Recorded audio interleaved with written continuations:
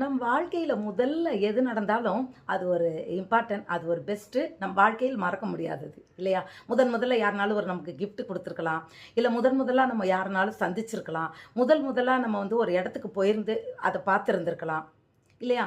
முதல் அப்படின்றது முதல் நாள் நான் காலேஜுக்கு போன அன்னைக்கு, இல்லை முதலாக இந்த மனுஷரை நான் சந்தித்த அன்னைக்கு, இப்படி சொல்லி முதல் நாள் என்பது நம் வாழ்க்கையில் என்றைக்குமே ஒரு பெஸ்ட்டு டைம், ஃபஸ்ட்டு அப்படின்றது. அதுபோல் பிரியமானவர்களே, முதலில் நான் என்னுடைய வேதத்தை நான் எப்படி பெற்றுக்கொண்டேன் என்பது கூட உண்மையில் அது ஒரு என்ன சொல்கிறது, இன்னுமே நான் நினச்சேன்னா அந்த காரியத்தை குறித்து கொஞ்சம் நான் வேதனை தான் படுவேன், கஷ்டப்படுவேன். என்னடா இப்படி நம்ம வந்து இந்த நாம் வாங்காமல் இப்படி, ஏன்னா அதை வந்து நான் வாங்கியிருக்க மாட்டேன், இலவசமாக நான் பெற்றுக்கொண்டு இருப்பேன்.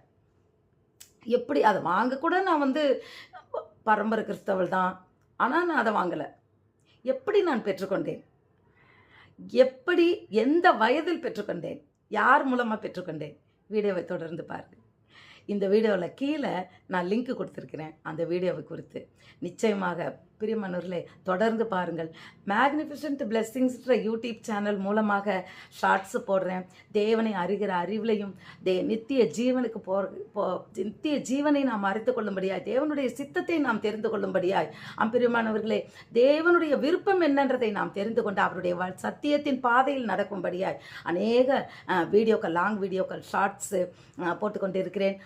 இப்போ அதிகாலையில் வந்து ஒரு வாக்குத்தத்த ஒரு வார்த்தை, ஆசீர்வாதமான வார்த்தை நான் போட்டுக்கொண்டு இருக்கிறேன். பிரியமானவர்களே தொடர்ந்து பாருங்கள். நீங்கள் பார்க்குறது மட்டும் இல்லை, சப்ஸ்கிரைப் பண்ணுங்கள், லைக் பண்ணுங்கள், ஷேர் பண்ணுங்கள், தொடர்ந்து என்னோடு இணைந்திருங்கள்.